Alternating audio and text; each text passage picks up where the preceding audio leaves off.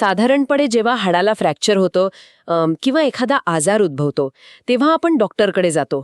ते आपल्याला एक्सरे काढायला सांगतात आणि त्या काळ्या फिल्मवर ती मोडलेली पांढरी रेषा अगदी स्पष्ट दिसते. होय, आणि एक प्रकारे ते खूप दिलासा देणारं असतं. नक्कीच. म्हणजे मग डॉक्टर फक्त तिथे बोट ठेवतात आणि म्हणतात, हे बघा इथे फ्रॅक्चर आहे. आपल्याला गोष्टी अशा डोळ्यांनी दिसलेल्या आणि अगदी स्पष्ट बायनरी स्वरूपात असलेल्या आवडतात. आजार आहे किंवा नाही हे एका क्षणात समजतं. एक्झॅक्टली. आधुनिक विज्ञानाला आणि वैद्यकशास्त्राला गोष्टींचे असे अचूक आणि स्वतंत्र तुकडे करायला खूप आवडतात.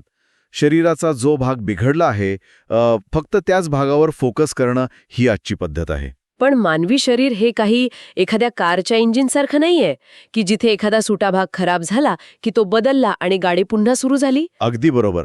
शरीर ही एक अत्यंत गुंतागुंतीची आणि एकमेकांशी जोडलेली व्यवस्था आहे.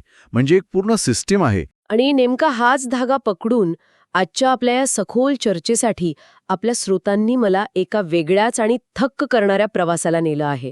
आज आपण एका अशा जगात प्रवेश करत आहोत जिथे निसर्ग हाच आपला पहिला आणि सर्वात मोठा दवाखाना होता. खरंय, आजकाल आपण बघतो की लॅबमध्ये कोट्यावधी रुपये खर्च करून आधुनिक विज्ञानाने जे शोधून काढलं आहे ते हजारो वर्षांपासून आपल्या स्वयंपाकघरात आणि परसबागेत आधीच उपलब्ध होतं. पण आजच्या या सखोल चर्चेत आपण केवळ कोणत्या आजारावर कोणती वनस्पती चालते याची कोरडी यादी वाचणार नाही आहोत. आपण या स्रोतांच्या आधारे हे समजून घेणार आहोत की हे नैसर्गिक उपाय नक्की कसे आणि का काम करतात. चला तर मग हे समजून घेऊया. पण हा प्रवास समजून घेण्यासाठी आपल्याला एका योग्य मार्गदर्शकाची गरज आहे. कारण केवळ झाडपाल्याची माहिती असणं पुरेसं नाही. ती माहिती प्रत्यक्ष रुग्णांवर कशी वापरली जाते हे पाहणं महत्त्वाचं आहे. हो, आणि म्हणूनच आपल्या स्रोतांमध्ये रत्नागिरीचे सुप्रसिद्ध आयुर्वेदिक तज्ज्ञ डॉक्टर बाबासाहेब रेणुशे यांच्या कार्याचा अतिशय सविस्तर उल्लेख आहे.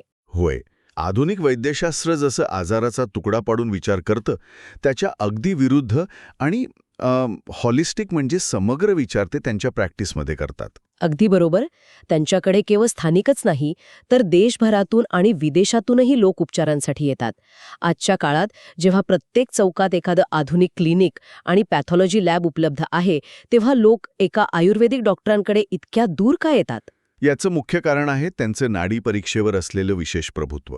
पण इथे मला एक गोष्ट स्पष्ट करायची आहे.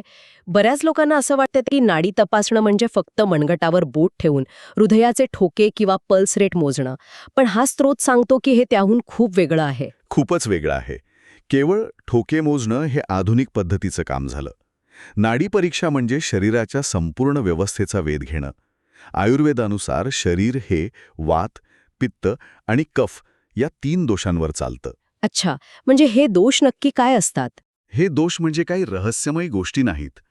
जर आपण सोप्या भाषेत सांगायचं तर वात म्हणजे शरीरातील कायनेटिक एनर्जी किंवा गती, जसं की रक्ताभिसरण, श्वासोच्छवास आणि मज्जासंस्थेचं काम. ओके. आणि पित्त? पित्त म्हणजे थर्मल एनर्जी किंवा उष्णता, जी पचन आणि चयापचय म्हणजेच मेटाबॉलिझमचं काम पाहते. आणि कफ म्हणजे पोटेन्शियल एनर्जी आणि शरीराची रचना, जसं की हाडे, स्नायू आणि सांध्यांमधील वंगण. बापरे, हे स्पष्टीकरण खूपच भारी आहे. म्हणजे हे तिन्ही घटक शरीराच्या ऊर्जेचं आणि रचनेचं प्रतिनिधित्व करतात. नाडी परीक्षा म्हणजे शरीराचं कोणतंही आधुनिक मशीन न वापरता केलेलं अत्यंत अचूक अंतर्गत डायग्नोस्टिक स्कॅनच आहे असं म्हणूया. अतिशय चपखल उपमा दिलीत. जर आपण एखाद्या संगीताच्या मैफिलीचा विचार केला तर आधुनिक रक्ताची चाचणी म्हणजे वाद्यवृंदात किती व्हायोलिन आणि किती बासरी आहेत हे फक्त मोजण्यासारखं आहे. आणि नाडी परीक्षा म्हणजे त्या वाद्यवृंदाचा मुख्य कंडक्टर, जो डोळे मिटून केवळ ऐकून सांगू शकतो की कोणतं व्हायोलिन बेसूर वाजत आहे. बरोबर? एक्झॅक्टली. डॉक्टर केवळ आजाराचं नाव शोधत नाहीत तर शरीरातील वात, पित्त आणि कफ यापैकी कोणता ताल बिघडला आहे हे ते अचूक शोधून काढतात. आणि या निदानानंतरचा टप्पा आणखी रंजक आहे. हो, मी वाचलं त्याबद्दल. स्त्रोतांमध्ये आप्तपुरुष आप्तवचन या प्राचीन तत्वाचा वारंवार उल्लेख येतो. आप्त म्हणजे अशी अत्यंत ज्ञानी व्यक्ती जिचा हेतू पूर्णपणे शुद्ध आहे आणि जी फक्त समोरच्याच्या हिताचाच विचार करते. बरोबर. आणि जेव्हा ते रुग्णाला त्यांचा आजार अगदी सोप्या, साध्या आणि सरळ भाषेत समजावून सांगतात तेव्हा रुग्णाचा त्यांच्यावर जो अढळ विश्वास बसतो तो उपचारांमध्ये खूप महत्त्वाची भूमिका बजावतो. पण इथे माझा एक प्रश्न आहे. हा फक्त एक मानसिक दिलासा किंवा आपण ज्याला प्लॅसिबो इफेक्ट म्हणतो तसं तर नाही ना? इथे सर्वात लक्षवेधी बाब म्हणजे हा केवळ प्लॅसिबो इफेक्ट नाहीये, त्यामागे एक भक्कम विज्ञान आहे. जेव्हा एखाद्या रुग्णाला आप्त व्यक्तीवर पूर्ण विश्वास असतो आणि आपण सुरक्षित हातांमध्ये आहोत याची खात्री असते, तेव्हा शरीरातील तणावाची पातळी अचानक कमी होते. अच्छा, म्हणजे कॉर्टिसॉल लेवल कमी होते. होय, शरीरातील कॉर्टिसॉल नावाचं स्ट्रेस हॉर्मोन खाली येतं. मज्जासंस्था फाईट ऑर फ्लाईट मोडमधून बाहेर येऊन रेस्ट अँड डायजेस्ट मोडमध्ये जाते. म्हणजे शरीर शांत होतं. अगदी बरोबर. आणि अशा शांत अवस्थेत शरीर कोणत्याही औषधाला अधिक चांगल्या प्रकारे आणि वेगाने प्रतिसाद देतं. म्हणजे डॉक्टर आणि रुग्ण यांच्यातील संवाद हा अक्षरशः एक क्लिनिकल टूल म्हणून काम करतो. म्हणूनच जेव्हा ते रुग्णाला सविस्तर डाएट चार्ट देतात, काय खावे आणि काय खाऊ नये याची पथ्य सांगतात, तेव्हा रुग्ण त्याचं काटेकोर पालन करतात आणि लवकर बरे होतात. नक्कीच. तो विश्वास खूप महत्वाचा असतो. खरंच थक्क करणारे आहे. आता जर नाडी परीक्षा ही शरीराच्या आत डोकावण्याचं साधन असेल, तर प्रत्यक्ष उपचार करण्यासाठी निसर्गाने काय व्यवस्था केली आहे याकडे आपण वळूया. हो, निसर्गाची ही पहिली फार्मसी किती अद्भुत आहे हे या स्रोतातील उदाहरणांवरून लगेच स्पष्ट होतं. म्हणजे मी कालच एका मेडिकल स्टोअरमधून व्हिटॅमिन सीचं एक महागडं सिरम विकत आणलं आणि नंतर ह्या स्रोतांमध्ये वाचलं की आपल्या परसबागेत मिळणारा आवळा तेच काम करतो. हो ना. आपण याच्या थोडं खोलात जाऊया. अँटीबायोटिक्स म्हणजे जीवाणूनाशक औषधं येण्यापूर्वी हजारो वर्ष लोक काय करत होते? स्रोत सांगतो की त्यांच्याकडे लसूण होता, पण लसूण एखाद्या अँटीबायोटिकसारखं नक्की काम कसं करतो? इथेच खऱ्या विज्ञानाची गंमत आहे. लसणामध्ये ॲलिसिन नावाचा एक अत्यंत शक्तिशाली घटक असतो. पण सर्वात मोठा आहा मोमेंट हा आहे की ॲलिसिन एका अखंड लसणाच्या पाकळीत अस्तित्वातच नसतं. काय सांगताय? मग ते येतं कुठून? निसर्गाने लसणामध्ये एक आश्चर्यकारक संरक्षण यंत्रणा बनवली आहे. जेव्हा लसणाची पाकळी चिरली जाते किंवा तिला ठेचलं जातं, तेव्हा त्यातील दोन वेगळे घटक एकत्र येतात आणि त्यांच्या रासायनिक प्रक्रियेतून ॲलिसिन तयार होतं. अरे वा, म्हणजे निसर्गाने लसणामध्ये बायनरी केमिकल वेपन लपवून ठेवलं आहे, जे फक्त ठेचल्यावरच ॲक्टिव्हेट होतं. बरोबर. आणि हे ॲलिसिन थेट हानिकारक बॅक्टेरियाच्या पेशींच्या भिंती तोडून टाकतं. बाप रे, म्हणजे नुसती लसणाची पाकळी गिळून काहीच उपयोग नाही, तिला ठेचावंच लागतं. हे खरोखरच अफाट आहे. असंच पचनाच्या समस्यांसाठीही आहे. आज आपण डायजेस्टिव्ह पेल्स किंवा अँटासिड्स घेतो, पण त्याआधी पुदिना वापरला जायचा. हो, पुदिना नक्की काय करतो? पुदिन्यामध्ये मेन्थॉल असतं, जे नैसर्गिकरित्या अँटीस्पॅस्मोडिक म्हणून काम करतं. सोप्या भाषेत सांगायचं तर जेव्हा पोटात गॅस किंवा अपचनामुळे कळा येतात, तेव्हा हे मेन्थॉल पचनसंस्थेतील स्नायूंना भौतिकरित्या शांत करतं आणि त्यांना आराम देतं. आणि मगाशी मी जो व्हिटॅमिन सीचा मुद्दा काढला होता, तो जरा सविस्तर समजून घेऊया. कोरोना काळात व्हिटॅमिन सीच्या टॅब्लेटची किती मागणी वाढली होती हे आपण पाहिलंच आहे. हो, खूपच वाढली होती. पण स्रोत सांगतो की एका आवळ्यामध्ये अनेक संत्र्यांच्या बरोबरीचं व्हिटॅमिन सी असतं. पण माझा प्रश्न असा आहे की लॅबमध्ये तयार केलेली व्हिटॅमिन सीची गोळी ही जास्त पॉवरफुल आणि कॉन्सन्ट्रेटेड असते ना, मग नैसर्गिक आवळा त्या गोळीपेक्षा श्रेष्ठ कसा ठरू शकतो? इथेच खरी रंजकता दडलेली आहे. हां, अत्यंत महत्वाचा प्रश्न आहे. आणि इथेच आधुनिक विज्ञान आणि निसर्गाची समग्रता यात फरक पडतो. जेव्हा लॅबमध्ये व्हिटॅमिन सी बनवलं जातं, तेव्हा ते फक्त ॲस्कॉर्बिक ॲसिड असतं. पण निसर्गाच्या फॅक्टरीत तसं काम चालत नाही. अच्छा, मग कसं चालतं? जेव्हा आवळ्याची निर्मिती होते, तेव्हा निसर्ग त्यात व्हिटॅमिन सी सोबतच फ्लॅव्होनॉइड्स आणि टॅनिन असे अनेक कोफॅक्टर्स टाकतो. कोफॅक्टर्स? म्हणजे नक्की काय? कोफॅक्टर्स म्हणजे मुख्य औषध शरीरात योग्य जागी पोहोचवणारी आणि शोषली जाणारी यंत्रणा. एक उपमा घेऊया. नुसता ॲस्कॉर्बिक ॲसिड खाणं म्हणजे एखाद्याला कुलूप आणि चावी न देता फक्त कुलूप देण्यासारखं आहे. ते शरीरात पूर्णपणे शोषलं जात नाही आणि बराचदा लघवी वाटेबाहेर टाकलं जातं. अरेच्छा! आणि आवळा खाल्ल्यावर काय होतं? जेव्हा आपण आवळा खातो, तेव्हा त्यातील कोफॅक्टर्स व्हिटॅमिन सीला शरीराच्या पेशींमध्ये योग्य प्रकारे शोषून घेण्यास मदत करतात. निसर्गाने केवळ सक्रिय घटक दिलेला नाही, तर एक संपूर्ण डिलिव्हरी सिस्टम दिलेली आहे. हे ऐकून डोकं चक्रावून गेले. म्हणजे निसर्गाचा पॅकेज हे एकट्या दुकट्या घटकाचं नसून एका पूर्ण टीमचं असतं. पण एक मिनिट, इथे मला थोडं क्रॉस क्वेश्चन करायचं आहे. हो, विचारा ना. आपण आत्तापर्यंत जी उदाहरणे पाहिली ती सर्दी खोकला किंवा पचनासारख्या किरकोळ गोष्टींची आहेत. पण समजा मला खूप मोठी जखम झालीये, तर मला तिथे पटकन आधुनिक अँटीसेप्टिक स्प्रे मारणे जास्त सोयीचे वाटेल. त्याऐवजी मी हळद किंवा कडुलिंब का शोधत बसू? तुमचा हा मुद्दा एकदम रास्त आहे. तातडीच्या आणि गंभीर परिस्थितीमध्ये आधुनिक वैद्यकशास्त्र खरोखरच अतुलनीय आहे. पण दीर्घकालीन उपचारांसाठी निसर्गाची पद्धत वेगळी आहे. म्हणजे कसं? जेव्हा एखादा केमिकल स्प्रे जखमेवर मारला जातो तेव्हा तो फक्त तिथले बॅक्टेरिया मारतो. पण हळदीमध्ये असलेलं कर्क्युमिन केवळ जंतू मारत नाही, तर ते पेशींच्या पातळीवर जाऊन शरीराची सूज म्हणजे इन्फ्लेमेशन कमी करतं. आणि कडुलिंब? कडुलिंब केवळ वरवरची स्वच्छता करत नाही, तर ते बॅक्टेरियाच्या पुनरुत्पादनाची म्हणजे रेप्लिकेशनची प्रक्रियाच थांबवतं. ते पेशींना संदेश देतं की अतिप्रतिक्रिया देणं थांबवा आणि नैसर्गिकरित्या जखम भरण्यास सुरुवात करा. म्हणजे आधुनिक औषधं लक्षणांवर हल्ला करतात आणि नैसर्गिक घटक मुळापासून दुरुस्ती करतात.